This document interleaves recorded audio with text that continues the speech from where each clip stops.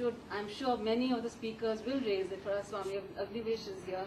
I'm sure the central quality of the seminar must respond to the ways in which we as a people have kept our own bonded, and we cannot move away from that question. जन्म का निश्चित रूप से एक दार्शनिक आधार है। हम लोग देखते हैं कि कोई व्यक्ति जन्म से ही अत्यंत प्रतिभा संपन्न होता है और कोई नहीं। कोई जन्म से ही विशेष क्षमताओं और गुणों से संपन्न होता है, कोई नहीं। तो सोचना पड़ता है कि आखिर क्या बात है। जन्म के समय तो कम से कम सब लोग बराबर हैं, उसके बाद अपनी अपनी परिस्थिति के अनुसार आगे पीछे हो जाए। जब किसी खेल में दौड़ आरंभ होती है तो सबको एक सीधी लाइन पे खड़ा किया जाता है, प्रतिभागियों को, और फिर झंडा जैसे ही नीचे आता है लोग दौड़ना शुरू करते हैं। ये तो सच है कि बाद में थोड़ा आगे थोड़ा पीछे सब लोग हो जाते हैं, लेकिन कम से कम जिस समय दौड़ आरंभ हो रही है उस समय तो एक लाइन पर उनको होना चाहिए। खेल का नियम तो यही कहता है।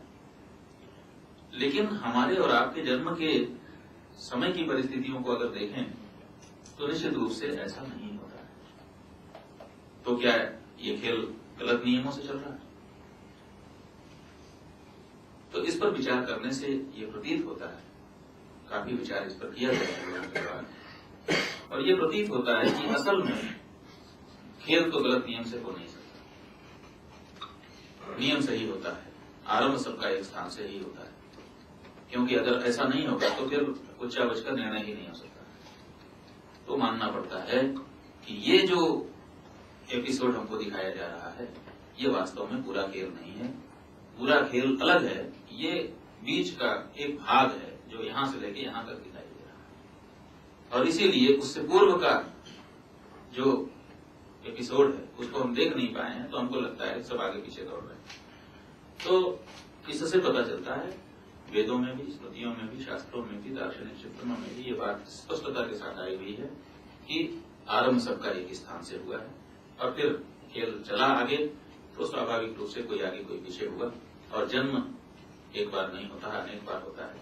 और जितनी प्रगति, जितना उत्कर्ष एक व्यक्ति अपने जीवन में प्राप्त कर लेता है, और जहां उसका ये शरीर पूरा हो जाता है, दूसरे शरीर को प्राप्त करता है जिसकी उस समय उसको आवश्यकता होती है, और फिर उससे अपनी बात को आगे बढ़ाता है। लेकिन उसका जो पूरा उसका जो आंतरिक है वो जितना समृद्ध हो चुका होता है, वहीं से अगले जन्म में फिर आरंभ कर देता है। तो ये जो दार्शनिक बात है ये जन्म के पीछे लगी हुई है, और इस पर निश्चित रूप से विचार किया गया है और इसको स्वीकार किया गया है, और इसीलिए पुनर्जन्म और पूर्व जन्म की जो अवधारणा है वो हम लोग धार्मिक लोग मानते हैं। आपका तो अलग ही प्रश्न है कि जो मूलभूत आवश्यकताएं हैं उनको पूरा करने के लिए लोगों को चर्चा करनी चाहिए। आप लोग यहाँ 3 दिन बैठ रहे हैं तो चर्चा करेंगे। हमने तो जो चर्चा आरंभ की, क्योंकि पहले ही हमको आप लोगों ने बुलवा दिया, तो इसलिए कि जो मूल बात है उस पर भी थोड़ा थोड़ा विचार होता है, बाकी तो सब आप लोग को।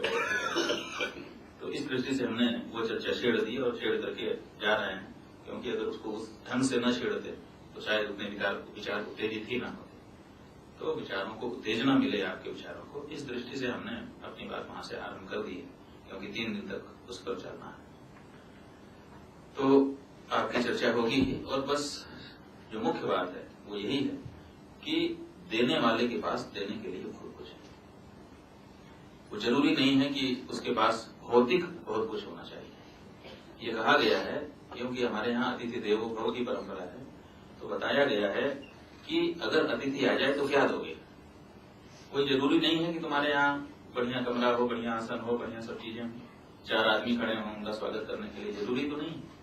तो बताया है कि तृणानि भूमि ही उदकम वाक् चतुर्थी च सुनिता एतान्नि विसतांगे नोच्छिद्यन्ते कदाचित्। माने मिनिमम से, हमने जो कहा था कि हमारा जीवन मिनिमम से शुरू होता है और फिर मैक्सिमम तक जाता है।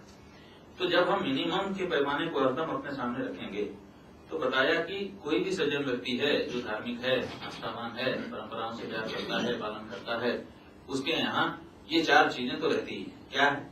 तृणानि, तिनका, माने एक तिनका तो पूरे धरती में कहीं पर है ही। तो अगर आपके पास पूरा आसन नहीं है तो एक तिनका रख दीजिए कि भाई आइए ये आसन है आपका, बैठिए।